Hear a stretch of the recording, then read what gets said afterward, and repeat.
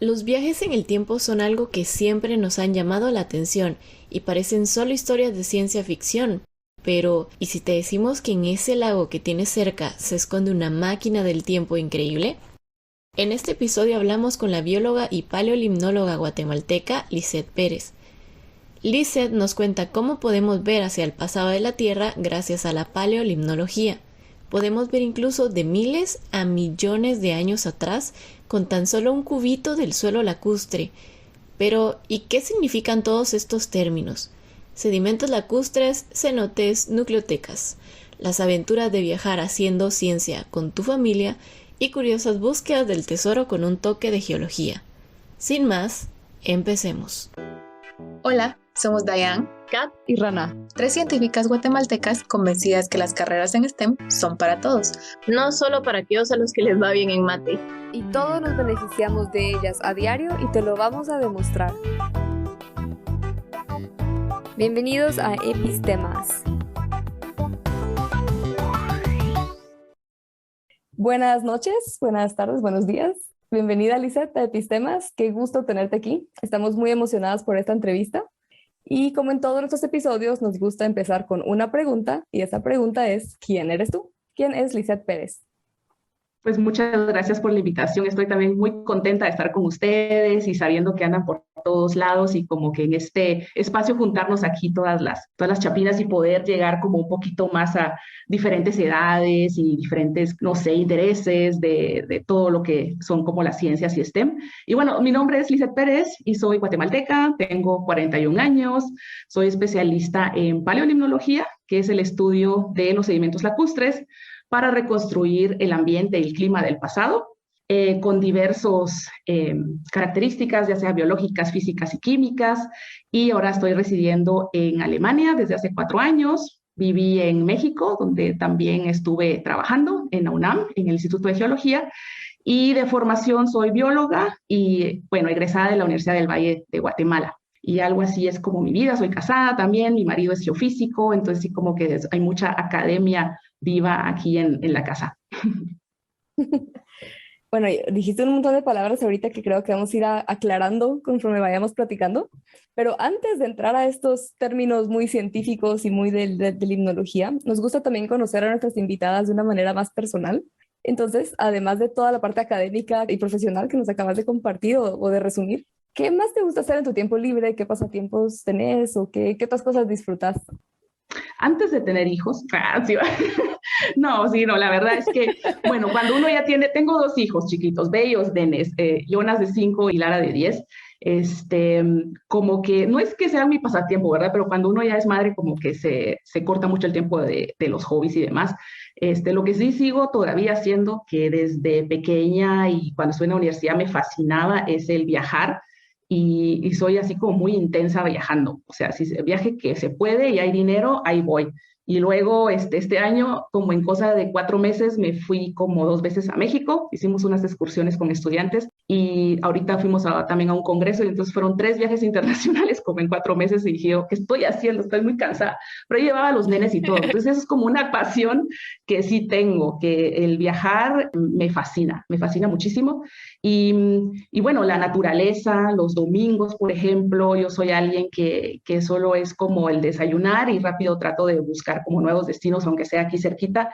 Y mi marido ya sabe que no me gusta ir a los mismos lugares siempre y entonces anda buscando que si el bosque aquí, luego hay como siempre trato que aunque sea pasatiempo, como aprender algo, ¿no? O sea, es como medio workaholic, pero pues como que todo se vuelve, no sé, como la vida, ¿no? De uno mismo.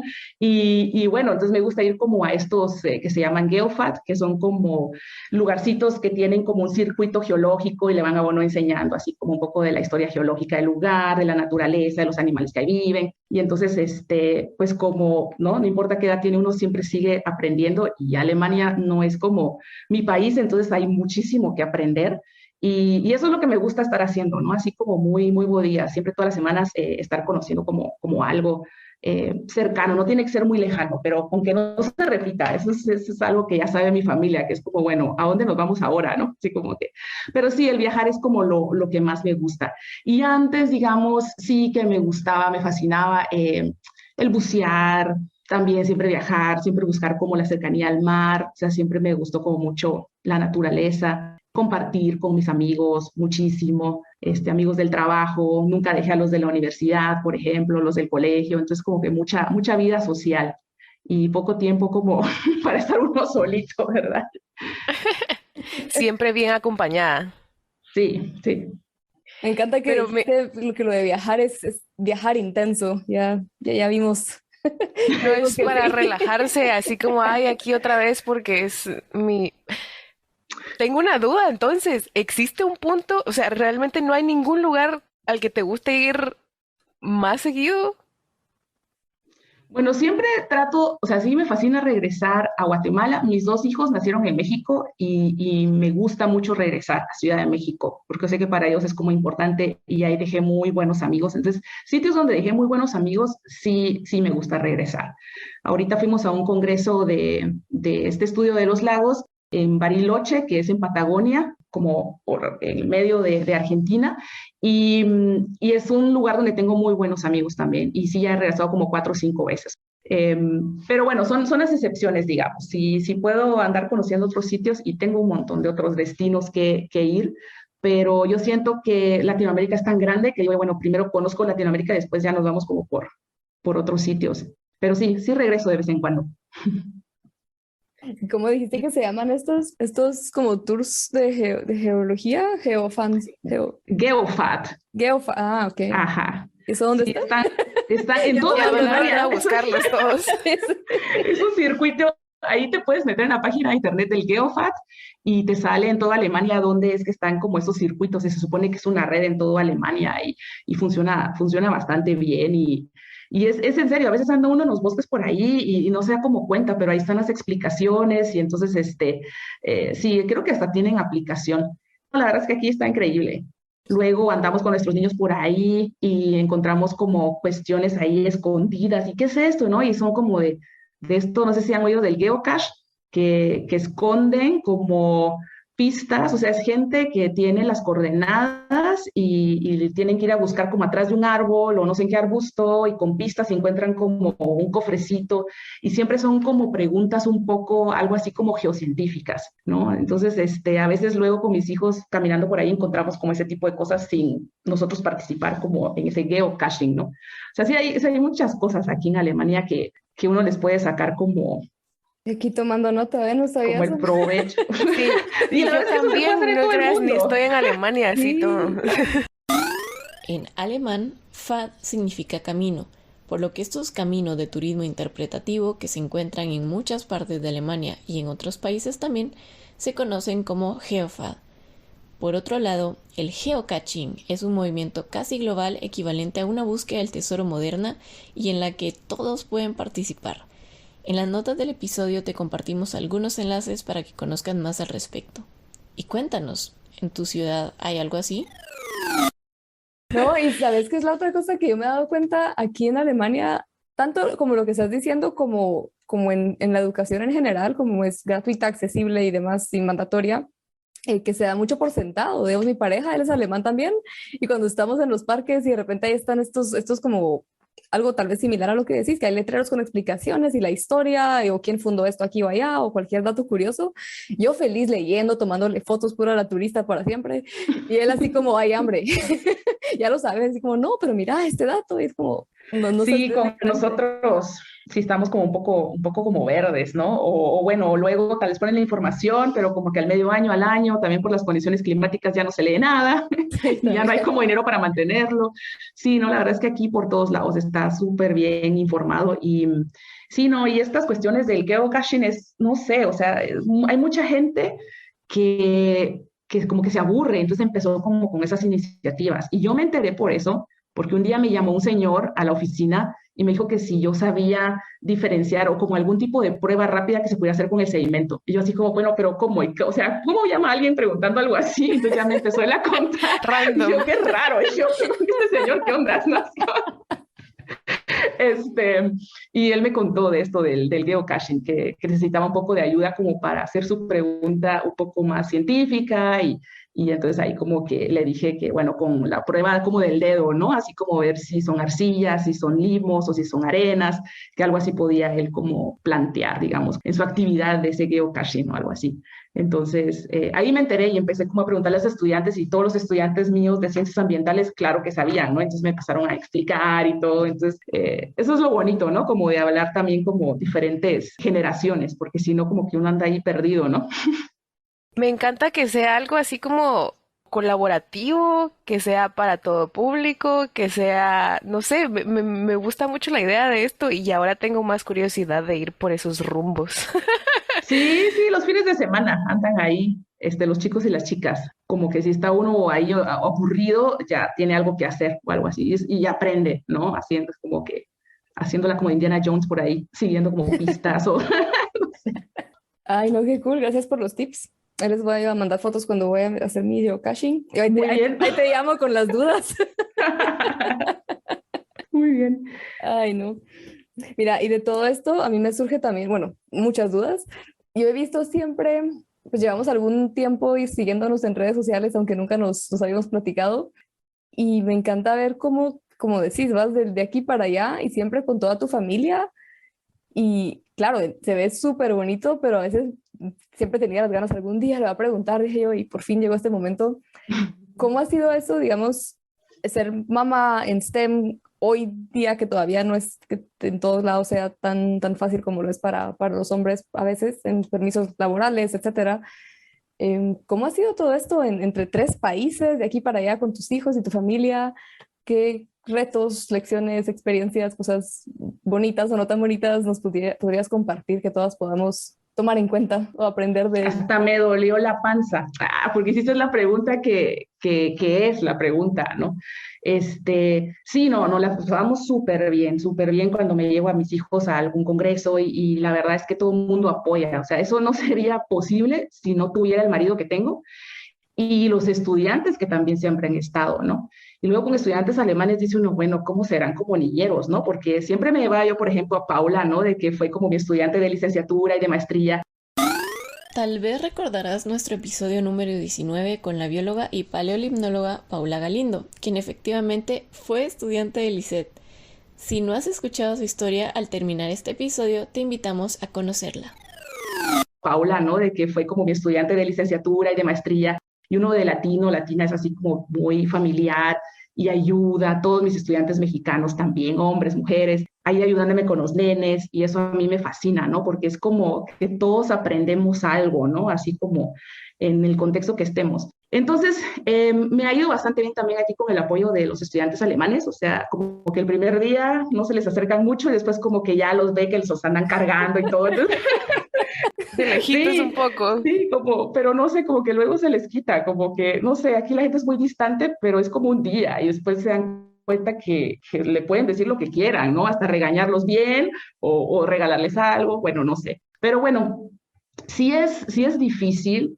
Estas conversaciones las hemos tenido un montón con todos mis colegas, estudiantes.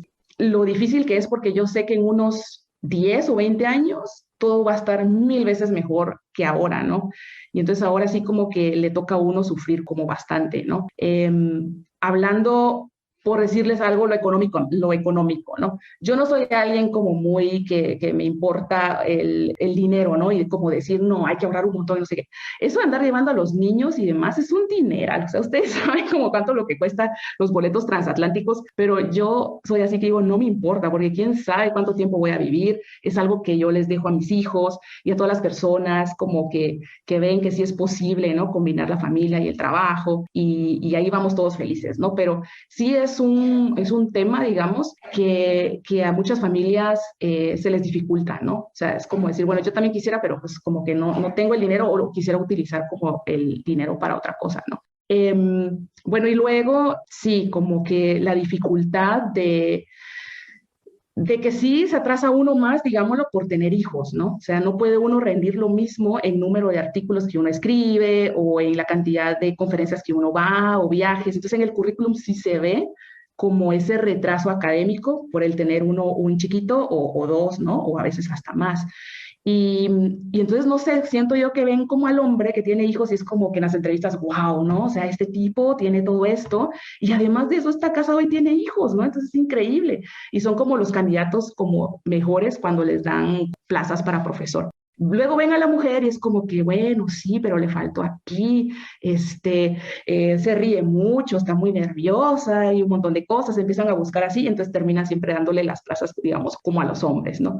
O de repente a las mujeres que no tienen hijos. Entonces sí como que uno ve que eso todavía está muy, muy verde, ¿no? Y siento yo que hay países donde está más fácil, como en Latinoamérica, por ejemplo, yo no sentía mucho eso. En la UNAM, por ejemplo, eran más mujeres investigadoras. Y está la estadística. Acabo de tener una charla que di junto con mi marido en el Congreso de Paleolimnología, donde no hablábamos solamente de datos científicos, sino le llamamos algo así como Beyond Research Data, algo así como, bueno, hablemos algo más de solo datos. Y hablamos de esto de las carreras duales y del tener hijos. Y ahí presentamos los datos de la UNESCO, del número de mujeres que están en la investigación. Y sí se ve que creo que en Guatemala son 50% de mujeres que están en investigación. México tenía como 37%. Y luego estos países, que esto digamos donde más tienen todo y más facilidades se supone que hay para trabajar, era como un 20%, 25%, ¿no? De mujeres. O sea, son más los hombres que están en la academia. Entonces, sí como que está difícil, porque hay muy pocas mamás que trabajan y tienen hijos, y entonces como que se siente uno como a veces como bicho raro, ¿no? Y uno que va ahí con todo y ellas no tienen hijos, entonces sí cuesta como esa empatía entre mujeres, digamos, porque hay como un shock cultural y se siente bastante. En Estados Unidos, por ejemplo, yo lo siento también más relajado, ¿no? Creo que sí, Estados Unidos en todo lo que tiene que ver de inclusión, equidad, van 1000 veces más avanzados que en otros países, ¿no? Hay más oportunidades, por ejemplo, un profesor de la Universidad de Florida, Matt Brenner, que también es paleolimnólogo, menciona de que en su universidad, cuando un profesor o una profesora le dan el trabajo y su pareja también tiene un currículum bastante fuerte, también le dan automáticamente trabajo, ¿no? O sea, pasa por una comisión y ven si sí, o sea, es como que te damos el trabajo a ti más uno, ¿no? Si es que tienes una pareja así. Y esos programas aquí no hay. Entonces, y está uno en Alemania, ¿no? Entonces uno dijera así como, bueno, ¿no? ¿Y de ahí? Pero, ¿y qué pasó? O sea, sí está difícil. Eso, sí. Sí está bien difícil, pero bueno, lo que yo les digo, estoy muy feliz, me gusta lo que hago. Lo malo es de que yo no me puedo imaginar hacer nada más que lo que he hecho todos los años, ¿no? O sea, me podría desviar por ahí, alguna otra rama, pero me fascina lo que hago. Y entonces sí, como que me dice mi marido, no, tranquila, mete tus proyectos. Él ahorita, gracias a Dios, le dieron una plaza de profesor en la universidad este enero, entonces ya tenemos como la perspectiva a largo plazo en la familia, y me dice, tú relájate y sigue haciendo lo que te gusta, ¿no? Sacas tu proyecto y ¿qué puede pasar? Que pases 6 meses desempleada o un año en lo que sale el otro proyecto, tranquila, ¿no? Y seguimos, ¿no? Pero sí, sí está difícil, o sea, no es así de fácil, o sea, muy fácil puede uno retirarse de la academia, digamos, por ver que sí está como complicado, ¿no? Y ya no puede uno cambiar o buscarse uno un trabajo en otra ciudad. Se puede hacer, porque hay muchas familias que viven como separadas, ¿no? Y solo los fines de semana como que se visitan, pero bueno, no sé, ahí sí que depende de la familia. Nosotros dijimos, no vamos a hacer eso, ¿no? Porque luego empiezan otras cosas y quién sabe qué, ¿no? Y entonces yo creo que cuando el trabajo es más importante que la familia, dice uno, bueno, está bien, podríamos como hacer eso, pero hasta que no nos obligue la vida, dijimos, vamos a aguantar juntos y a ver qué tal nos va, ¿no?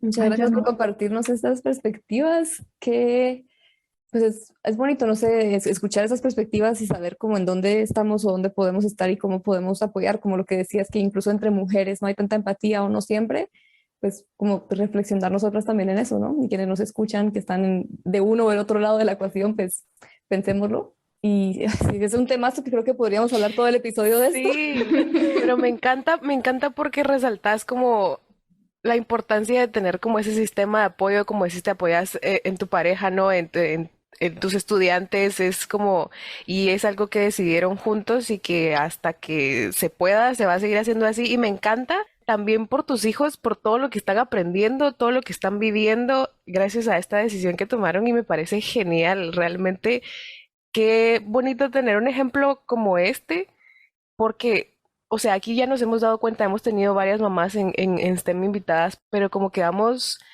recalcando todavía la idea así como esto no tiene que ser una cosa o la otra. Realmente se pueden las dos cosas y va a ser difícil, pero de que se puede, se puede. Entonces, gracias por darnos ese ejemplo tan bonito.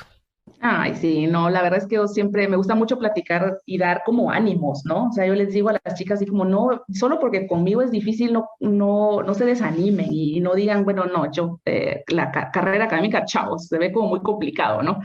Y todo va mejorando, yo lo veo, pero todas las mejoras tardan en cualquier país, unos 10 años, ¿no? Unos 20 años. Entonces, ¿no? Y luego veo así chicas como que a veces no les interesa mucho como la charla, y yo les digo, imagínate, mañana te pueden decir que estás embarazada, ¿no? O sea, eso nos puede pasar a todas. O sea, es bueno hablar para que cuando les toque ya saben más o menos cómo o pedir consejos, ¿no? O sea, no estamos solas. Esa es otra cosa que siempre me gusta decir, ¿no?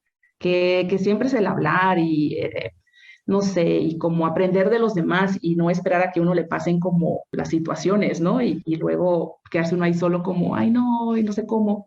Pero sí, yo creo que el platicar hace como bastante bien. Por eso estamos aquí.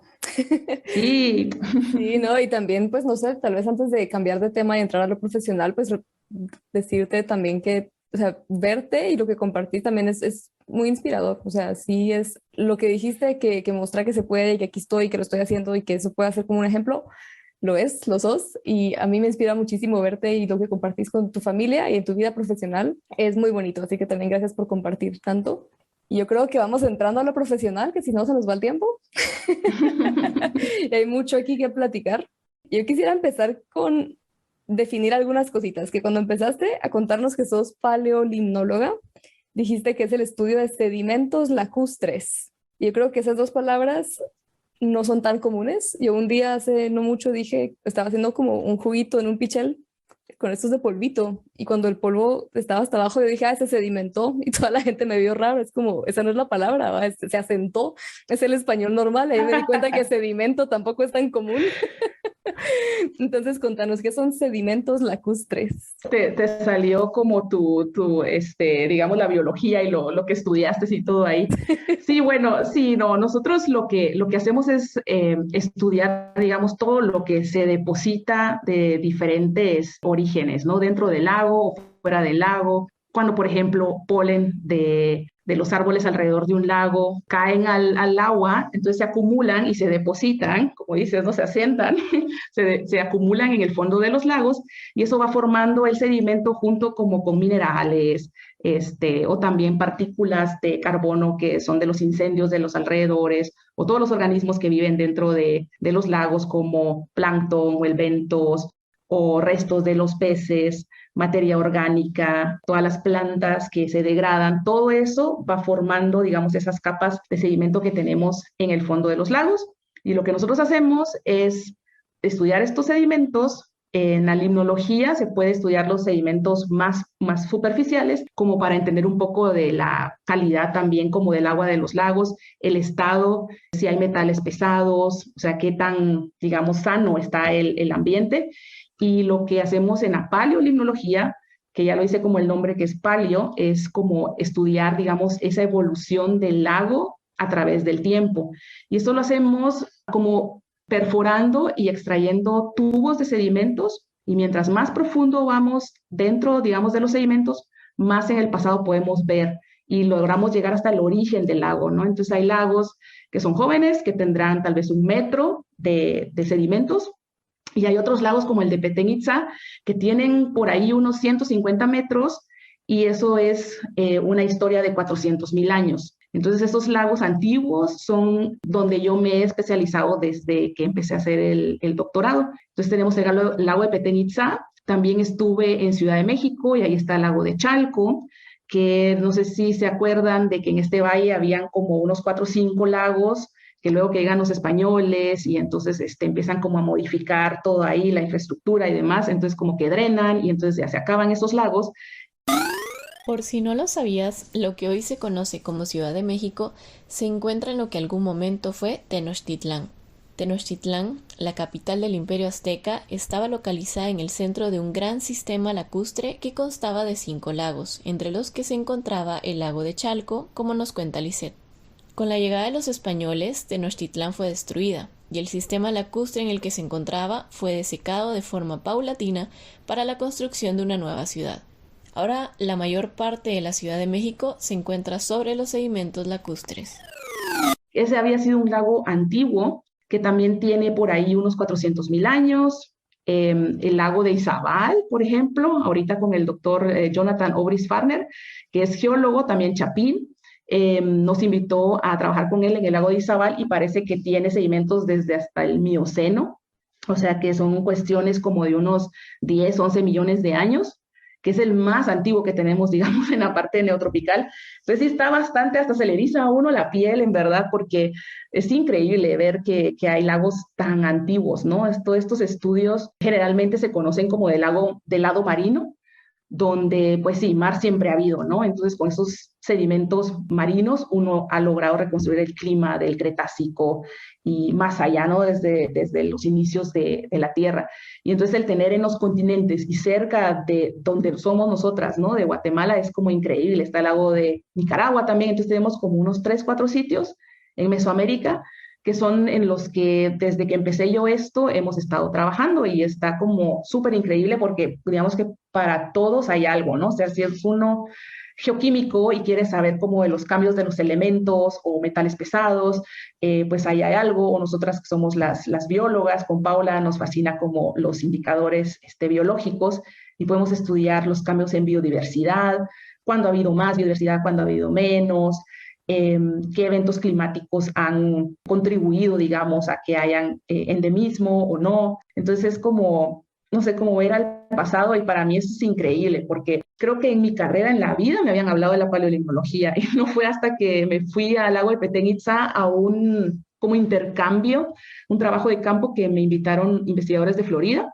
donde sacan un sedimento lacustre como de 1 metro y me dice, bueno, checa aquí este centímetro, ves como este tipo de arcilla.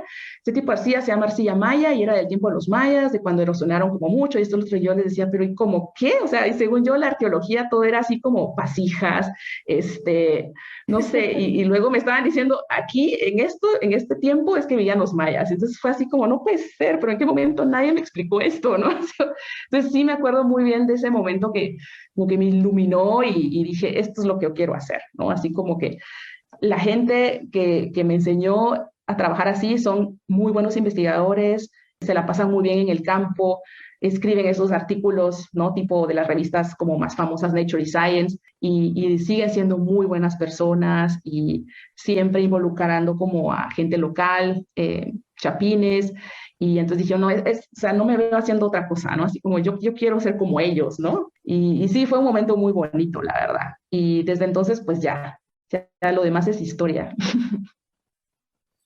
Es que si esto fuera video, me verían la cara así como solo no puedo con tanta información.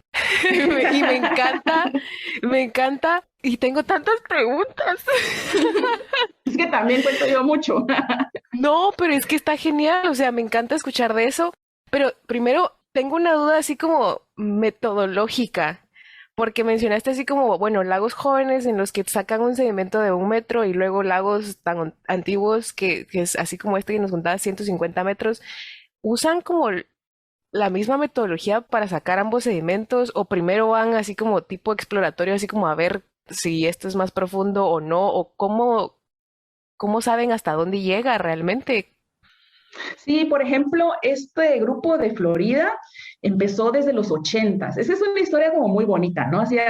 Hace una vez un limnólogo que se llamaba Divi, y antes pues nada que internet ni nada, todo era como por cartas, ¿no? Entonces Divi era como de los primeros que exploraba Mesoamérica, y él conoció a Mark Brenner, y le dijo, bueno, tenemos una plaza, ¿quieres hacer esto de los lagos? Y entonces él dijo que sí, y así es como empieza, digamos, como la paleolimnología en la zona. Y cuentan que iban a todos estos lagos muy profundos, como el de Petén Itzá o Izabal, y la gente desconocía qué profundidad tenían los lagos. Y siempre decían en el de Petén Itzá, decían ahí en Flores, ¿no? Ah, bueno, esto tiene como unos 30 metros porque no llegamos como al fondo, no conocemos. Y entonces eso es lo que se hace, que luego como con equipo geofísico o con sonar, o sea, con sonido, con aparatos así como que mandan sonido al fondo del lago, rebota y entonces ya nos da como una idea de qué profundidad tiene. Y entonces empezaron a hacer sus sondeos de sísmica,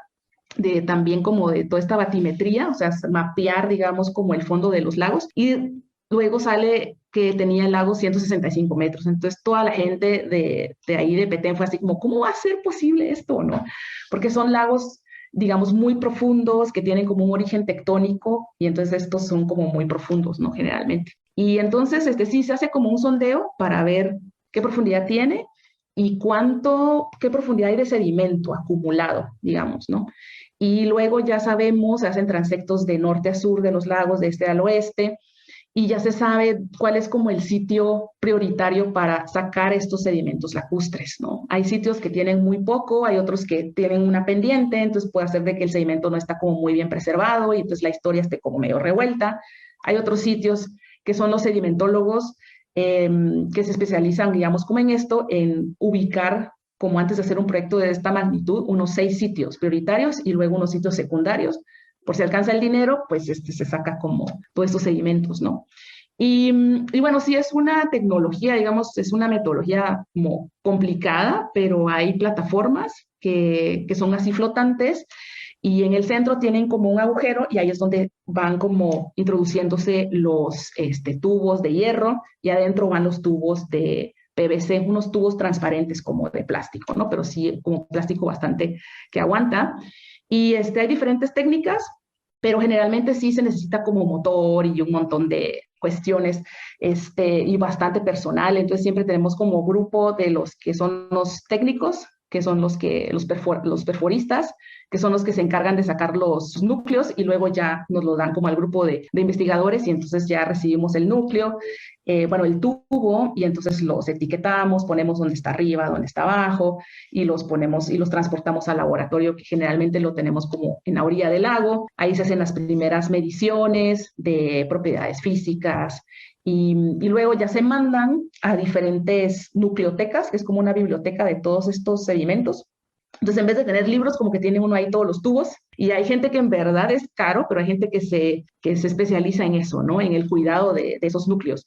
Y a los meses ya llega uno a ese sitio. Uno de los sitios es en la Universidad de Minnesota. Y entonces ya abre, eso es increíble, como juntar a la misma gente que estaba en el campo. Nos vemos unos meses después en Minnesota y estamos todos como esperando abrir los sedimentos y es por primera vez como ver las diferentes capas, coloraciones, que si luego hay erupciones, ¿no? Las tefras, que si son de 5 centímetros o son erupciones de mucha mayor magnitud, de unos 20 centímetros. Y todo es como muy nuevo, ¿no? Y ahí estamos varias semanas, a veces unas 3, 4 semanas, porque pues todo el mundo está dando clases y tiene trabajo y familia, entonces como que regresa uno a su sitio de trabajo y a los meses nos volvemos a ver y así, ¿no? Entonces son proyectos larguísimos. O sea, yo creo que el doctorado lo hice en 5 años, 4 años y medio, y logré hacer una pincelada de ese proyecto y seguimos con el proyecto hasta ahora. Y bueno, entonces sí, exacto, es más fácil en un lago joven, digamos, sacar esos sedimentos así cortitos. De una lancha puede uno sacar un tubo como de sedimentos, pero estos así proyectos de lagos antiguos sí son de décadas, por decirlo así. La verdad, yo no sabía esto de las nucleotecas, qué bonito cuando lo estabas explicando que luego se juntan otra vez meses después a esperar a abrirlos. Estaba imaginando así como que, pues, por ponerlo en términos más mortales, como que estamos esperando a descongelar un dinosaurio o algo así. Sí, sí, sí. No, la verdad es que sí, sí es increíble. Para mí el poder saber lo que ocurrió hace 100.000 años, 400.000, es una cosa que no se puede explicar, o sea, no sé. Y a veces digo yo que es porque como me gusta el tema, pero digo yo, o sea, ¿en qué momento, no? O sea, ¿en qué momento la naturaleza nos da como esos registros, ¿no? Así climáticos y ambientales, ¿no? Así como hay muchísimo que aprender y bueno, no sé, como que habemos, siento yo, todavía muy pocos que hacemos esto en los lagos, ¿no? Si ve uno del lado marino, hay demasiada gente haciendo cosas increíbles y todo, y modelos así globales. Pero luego olvidan como ese detalle de cuando uno es el que ve esa muestra bajo el microscopio por primera vez y no le echa, digamos, como ninguna solución, porque hay muchos, como hay diferentes métodos, ¿no? O sea, el que trabaja con cierto grupo de animales, luego echa agua oxigenada o luego echa como ácidos para destruir todo lo demás y que solo quede como ese bichito con el que quieren trabajar. Pero así se pierde mucha información, ¿no? Entonces, por ejemplo, a mí sí me fascina ver las cosas sin mezclarle nada, porque me fascina como saber un poco, ¿no? Y ver y tomar fotos y se me va como muchísimo tiempo en eso, ¿no? Que tal vez no es importante, pero yo ya me hacía viviendo en aquel entonces ahí. Recreando toda la escena. Sí. Eso quiere decir que cuando hacen este tipo de muestreos, o sea, toman este núcleo que decís que tiene todos los sedimentos, pero aparte toman otro tipo de muestra para poder estudiarla, ¿o es todo con eso mismo? Es todo con esos núcleos. Lo que hacemos para que haya igual digamos, material para todos, porque son grupos multidisciplinarios, pero como de 8 o 10 gentes, es tomar núcleos paralelos. O sea, abrimos como 3 hoyos, 3 agujeros. Entonces, así tenemos como más material, por decirlo así, en caso de que... Pero generalmente sí alcanza. Cada quien son como que fulanito de tal es un cubito, ¿no? Así como un centímetro cúbico que se le da a esa persona. Yo quiero unos 2, el otro quiere 3, y entonces ahí como que vamos separándonos. Y sí es un trabajo, es una colaboración bastante importante, porque solito sí no se puede. Ahora lo otro que hacemos, y como bióloga que siempre me fascina, que no olvido yo la biología tradicional, es el estudiar los lagos, digamos, tal cual como están ahora, ¿no? Entonces, lo que pasa es de que cuando trabajamos con material de hace 100.000 años, a veces no está tan bien preservado, como conchitas de estos crustáceos con los que yo trabajo, o cualquier otro resto biológico, necesitamos como mucho entender la ecología actual, digamos, como de los familiares de estas especies o las mismas especies, ¿no? Lo bueno de estos lagos es que no hay como tanto endemismo, entonces tenemos las mismas especies de ahora que hace 400.000 años. Y entonces, al estudiarlas ahora, sabemos como qué prefieren, ¿no? Qué temperaturas prefieren, qué pH, qué profundidad del lago. Y entonces, sabiendo todo lo actual, nos permite entender mejor qué fue lo que pasó también en el pasado. Entonces, eso sí está como... Y así, y a mí me gusta, ¿no? Así como hacer esas calibraciones. Y entonces, no solo me gusta trabajar en el lago de Petén Itzá actual, sino que me fui a todo Yucatán, a otros 60 lagos más, como para entender esa especie que está ahí, si estaba en otros lagos, ¿no? Y entonces muchas de esas especies están casi que solo en el norte de Guatemala, pero hay otras que sí son cosmopolitas. En biología se denomina cosmopolita a aquellas especies que pueden vivir en un amplio rango de climas y sitios. Y bueno, eso sí fue como, digamos, el highlight de mi doctorado, que sí pasé como 6 meses en el campo. Y cada día era un lago nuevo, viendo como especies nuevas, conociendo nuevas personas, siempre se le acercaban a uno, muy cansado, ya no aguantaba la espalda de tanto estar cargando, qué motor, pito como de 4 personas, que ya de último decía, no, ya no quiero más, quiero llorar, pero luego de ver las fotos, increíble, o sea, todo ese viaje que hicimos, y luego llegaron otros estudiantes de doctorado y ellos siguieron hasta, con varios lagos hasta Nicaragua, y todavía hace falta trabajar un poquito como Costa Rica, por esos rumbos como que nos hacen falta un par de laguitos, pero sí, llevamos como unos 150 lagos que hemos trabajado, y la satisfacción de, por lo menos aunque sea un par de datos, decir qué profundidad tiene, qué composición química tiene el agua, si son más sulfatos los que hay ahí, o sea, como los datos como básicos, ¿no? Eso sí es como muy, muy bonito de poderlo, aunque sea en un artículo básico, pero muy necesario, ¿no? Eso sí está como súper bueno. Qué bonito, la verdad es que qué cantidad de información. Tengo muchas preguntas, voy a intentar juntarlas en un par. Desde el inicio nos venís diciendo que estudias lagos antiguos y has mencionado varios números como lagos de 400.000 años, lagos desde el Mioceno de 10, 11 millones de años. ¿Qué se considera antiguo con todo esto O sea, años geológicos tenemos de miles de millones. ¿Hay alguna como clasificación o simplemente algo prehumano? Y más o menos también ligado a eso, la otra pregunta es, lo que mencionabas de Izabal y Chichén Itzá y toda la península de Yucatán en algún momento estuvo bajo de agua, ¿no? O sea, en algún momento era mar. Como, ¿esto se ve también en estos núcleos o es ya solo de la parte cuando ya era más lacustre? No sé si tiene sentido la pregunta. Sí, sí, no, bastante. Exacto. Sí, no, bueno, empezando con los lagos antiguos, pues hay un poco de la literatura, mucha gente lo habla, pero como que no se define muy bien. Lo que yo he encontrado es que un lago antiguo ya empezamos a hablar cuando tiene una edad, o sea que siempre tuvo agua el lago, nunca se secó, por decirlo así. Continuamente tuvo agua y acumuló sedimento por lo menos 150.000 años. Y más arriba de eso, ya, o más viejo, digamos, de eso, ya es un lago antiguo. Entonces, estos son como los lagos únicos a nivel mundial, que no tengo el número, pero por decirles así, lo que me recuerdo de los mapas serán unos 30 tal vez, o 20 a nivel mundial que existen. Entonces, es único que en Centroamérica tengamos 4, ¿no? 4 o 5. Entonces, eso sí es como bastante importante. Y sí, en la península de Yucatán tenemos más del lado del norte, ¿no? Ahí como de Quintana Roo, Yucatán, toda esa zona de por ahí. Sí, todo eso es como caliza, ¿no? Marina.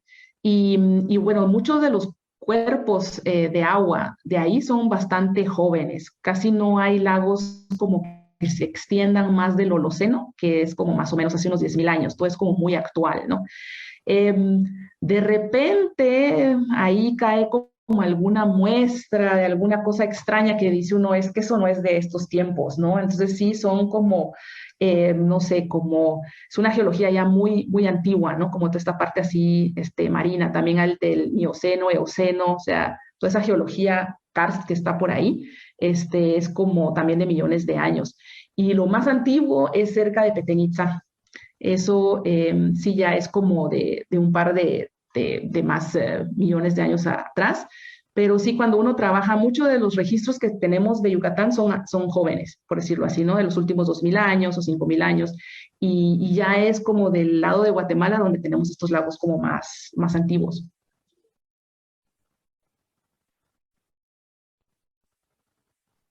Y ya que estamos en esta región también, entonces, tal vez tú me puedes sacar de una duda que siempre que yo digo que es de tal forma, siempre alguien me debate y al final nunca encontramos como la suficiente información que nos convenza.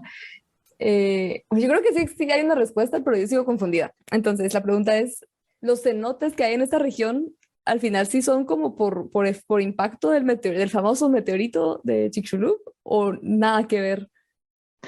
Sí, bueno, el impacto de Chicxulub, que se supone que es la hipótesis, ¿no? De que tuvo como un impacto regional, casi que más que regional, y que tuvo que ver con el colapso de los dinosaurios, es del lado del noroeste de la península de Yucatán. Y sí, a la hora de ese impacto, como que fue como un tipo anillo, ¿no? Se puede como ver muy bien como en toda la sísmica.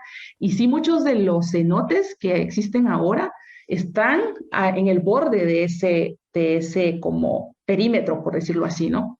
Entonces, sí tiene que ver porque es que en esta zona hay, en forma de un anillo, hay varios cenotes, digamos, y se ve como en los artículos que han sacado. Entonces, sí como que cambió la permeabilidad y un montón de cuestiones ahí de la piedra caliza, pero bueno, ese es el anillo de cenote, se llama ese, ¿no? Y aparte hay otros cenotes que sí son de pura disolución de la piedra caliza, de cuando entra con interacción con el agua y entonces con el tiempo se van como haciendo cavernas y luego como que colapsa y entonces ya se hacen como los cenotes, digamos. Y esto se puede ver en esos núcleos, así como, o sea, como lo que este meteorito impactó, deformó, destruyó, ni siquiera sé cómo decirlo. ¿Se puede ver de esta forma o sigue siendo como, no sé, yo solo me imagino los núcleos como estas capitas, entonces en algún momento me imagino como, aquí está hundidito porque fue el meteorito. Pues se puede, o sea, creo que, no, de los sedimentos marinos, creo que sedimentos marinos sí se puede como ver elementos, ¿no? Que sí están asociados a este impacto de meteoritos, pero yo creo que nuestros lagos como son como eso fue un evento algo así como unos 60 y algo millones de años, no tenemos lagos tan viejos, digamos, ¿no? Porque todo eso, como tú dices, está como abajo del mar, ¿no? Pero entonces, del lado marino sí que se puede como ver ese tipo de elementos, ¿no? Que están asociados. Creo que es iridio o algo así, por no decir cosas porque no soy geóloga, pero, pero sí, del lado marino sí se puede como ver, pero del lado de los lagos no mucho, por la diferencia de las edades. Ujú. Si quieres conocer más acerca del trabajo de Lisette con estos lagos antiguos, te compartimos algunos de sus artículos en las notas del episodio. Tengo una duda porque me da mucha curiosidad. Tú descubriste todo este mundo de la limnología y la paleolimnología ya adentrada en la carrera, ¿no? ¿Cómo se compara lo que haces hoy en día con lo que en algún momento quisiste hacer cuando eras más pequeña? ¿Qué querías hacer en ese entonces? ¿Y estás haciendo algo relacionado o nada que ver? Sí, sí es relacionado. Yo me acuerdo cuando ya era tiempo como de decidir qué estudiar en la universidad y yo, o sea, me acuerdo muy bien que hasta cerraba los ojos y decía yo, ¿cómo me veo yo? ¿Qué quiero yo hacer en 10, 20 años o cuando yo sea así como casi que vieja, ¿no? O sea, me veo, me gustaba mucho la química y era muy buena en química y todo el mundo cuando decidí estudiar biología me decía, es que eres un desperdicio para la química, ¿por qué te vas a estudiar otra cosa que nada que ver? Pero yo no me miraba en un laboratorio. O sea, en serio, y yo decía yo, es que eso es lo que va a pasar si termino siendo química, ¿no? O sea, o dando clases, o haciendo cosas súper buenas, pero en laboratorio. Me gustaba la medicina también mucho, y decía lo mismo, ¿no? O sea, yo estar en hospitales todo el tiempo, o sea, me va a gustar, pero decía yo, no, es que no, o en oficina. Entonces, tuvimos un viaje a los Cayos de Belice, y en la vida yo había snorkeleado antes y buceado, y cuando vi todo eso, dije yo, bueno, tal vez lo mío no va a ser como la biología marina, pero eso es lo que yo quiero hacer.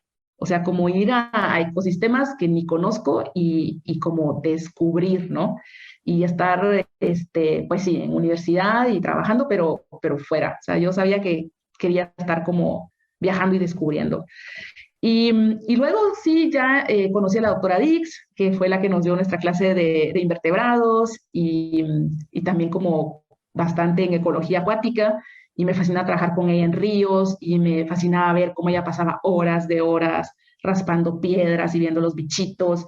Decía, ¿cómo alguien puede pasar tanto? Y luego uno decía, ya terminamos, doctora. No, todavía. Y así, y ella seguía y seguía. Entonces como que le agarré, le agarré como ese modo a ella. Y, y de repente se dio, ¿no? De que este grupo de alemanes llegó a Guatemala, a este lago de Petén Itzá, y querían trabajar con paleolimnología, ya descubrieron la paleolimnología, y dije, bueno, pero se supone que yo esto no era como lo que quería, pero probemos, ¿no? O sea, el proyecto es en Guatemala, y eso fue lo que me movió, que era un proyecto internacional que se iba a hacer en Guatemala. Entonces dije yo, pues qué bueno, ¿no? O sea, voy a estar en el extranjero, pero voy a estar siempre regresando al campo en Guatemala y colaborando con las universidades de Guate. Y así, o sea, la verdad es que lo que estoy haciendo es lo que yo pensé que iba a llegar a ser en otra forma, pero sí está bastante relacionado. Y ahora en vez de estar raspando las piedritas como la doctora Dix, de un cubito de un Con mi centímetro, pincel. pasaste Exacto. el pincelito. Y esto tarda 1000 veces más. Me encanta. Sí, no, y qué bueno que ya, bueno, qué buena pregunta, Diane, que nos saltamos un poquito el preámbulo a la paleolimnología antes, pero qué bueno que regresamos a ello y ya, pues, ya se nos fue la hora. Ligado a esta última pregunta que te hizo Diane, viene la primera de las últimas preguntas que nos encanta hacer, es, ¿qué consejo le darías a tu yo de 17 años? Ay, esa pregunta es muy bonita, porque como lo que les estaba diciendo antes, ¿no? O sea, sí estaba yo como en esa edad de 17, 18, como qué voy a hacer después, ¿no? Y yo creo que lo más importante es que se tomen el tiempo para conocerse a sí mismos. O sea, esa decisión yo la tomé muy solita. O sea, yo me acuerdo que yo me iba solita no sé, meditar, caminar, lo que fuera, porque muchas cosas pasan como alrededor de nosotros y no nos dejan como conocernos a nosotros, menos cuando estamos como en la adolescencia, ¿no? Pero sí, conózcanse y proyecten o vean al futuro cómo quisieran verse ustedes en 20, 30 años, ¿no? Y creo que no es tan difícil. Y da como miedo apostarle como a algo, pero no pasa nada, ¿no? O sea, se vale soñar y yo creo que cuando lo más importante es uno seguir sus sueños, o sea, tener un sueño, saber qué es lo que uno quiere hacer. Y no importa que los demás que están a la par no lo hagan. Yo siempre me salí de mi zona de confort y es lo que yo digo, por eso es de que luego a veces digo, ¿por qué sufro tanto? Pero es por eso, porque no me gusta siempre estar haciendo lo normal, sino como, bueno, ahora probemos esto. Y pues claro está, ¿no? Que es difícil, ¿no? Salir uno de su área de confort. Y tener como esa confianza, para no decir fe para los que no son religiosos, pero tener esa confianza de que se van a lograr hacer los sueños y siempre consigue uno personas en el camino que lo ayudan. Y uno no está solo, o sea, uno cuando ve yo quisiera hacer tal cosa, pero no sé ni cómo ni dónde, pues hay que empezar paso a paso, estudiando algo relacionado a eso, conociendo a personas que tienen que ver. Ahora está todo el internet, que en mi tiempo no había nada de eso, en serio, o sea, nada que ver, o sea, nuestros celulares, aquellos los frijolitos, por eso digo yo, ahora la verdad es que ya no hay tantos pretextos, ¿no? O sea, es más uno mismo y su miedo, ¿no? Y ahora que está de moda todo eso de los first generation, ¿no? De los estudiantes que son los primeros que van a la universidad, los primeros académicos, digamos, como en la familia. No, sí se vale. Y en Guatemala a mí me impresiona ver qué talentos que tenemos en todo el mundo y digo yo, es que no puede ser, o sea, veo yo que hay muchos chapines que logran tantas cosas tan increíbles que digo, algo tiene Guatemala, no sé, entonces por eso es como que anímense y eso es lo que yo daría como consejo, no sigan sus sueños y tengan confianza que los van a lograr y paso a paso. Aunque a uno a veces esté haciendo lo que le gusta, siempre se topa como con momentos difíciles y creo que el conocer constantemente a personas como tú solo es como un recordatorio de todo lo que se puede hacer, de que todo va a estar bien, y que ahí vamos. Entonces realmente esto ayuda un montón. Gracias por el consejo. Anotado 1000 veces. Entonces ahora ya llegamos a la última pregunta y esa pregunta es, en tu opinión, ¿qué pueden hacer las personas que nos escuchan hoy para apoyar el desarrollo de la ciencia en Guatemala o en la región? Pues yo creo que todos podemos ayudar y una de las cosas como más importantes que yo veo es el ser uno una buena persona y dar, no solo recibir. O sea, yo veo que hay demasiada competencia últimamente y la presión como del sistema de investigación está como muy fuerte, que ahora es como que todos contra todos, cada vez es peor, siento yo la competencia y se les olvida muchas veces eso, ¿no? O sea, podemos lograr muchas cosas, pero ser como egoístas y entonces no ayudamos a nuestros países, estemos donde estemos. Y a veces, a mí me duele mucho en el alma estar fuera de Guatemala, porque quisiera hacer más, pero siento de que he logrado ayudar de cierta forma, ¿no? A publicar todos esos resultados, a estar formando como chicas increíbles como Paula y como todos mis estudiantes mexicanos, que ahora tengo a Fernanda, por ejemplo, y a Monse en Argentina, Mauricio también se vino acá, entonces como que siento que ha ayudado bastante, pero todo es en cómo es uno de persona, ¿no? Entonces yo creo que es muy importante ser uno un buen colega. Hay gente que son genios y demás, pero digo, ¿de qué sirve si no son buenas personas, ¿no? O sea, si ven que pueden ayudar a alguien, pero no lo hacen, ¿no? Entonces yo creo que seamos como seamos en cualquier disciplina, podemos ser muy empáticos, ayudar y sí, o sea, mucha divulgación, no solo trabajar como con colegas de la misma edad, sino que también con niños, adolescentes, estemos donde estemos, a veces una pequeña charla, así como la de ahora, puede cambiar la vida de alguien con uno que está hablando. O sea, es increíble que sí, solo como un minuto, 2 minutos de estarle hablando a veces a un niño, ya se le marcó y dice, bueno, esto es lo que quiero hacer, ¿no? Entonces, y uno no sabe el impacto que tiene con las acciones, ¿no? Entonces, por eso digo yo, siempre hay que tratar como de aportar como un poco, ¿no? O sea, no solo publicando lo que en sí es investigación, pero también un poco más lo humano, ¿no? Así como crecer como personas y compartir. Yo creo que eso sería como el consejo que daría. Gracias, Lisette, por recordarnos de la importancia de salir de nuestra zona de confort, de seguir nuestros sueños y por recordarnos que la colaboración nos llevará más lejos que la competencia y además por recordarnos el impacto que puede tener una conversación. Y gracias a ti que nos escuchas por acompañarnos en un episodio más de Epistemas. Recuerda seguirnos en redes sociales y cuéntanos, ¿cuál es tu lago favorito? Si te gustó este episodio, compártelo. De esa forma nos ayudas a que más personas conozcan estas inspiradoras historias de ciencia. Ahora sí, hasta la próxima.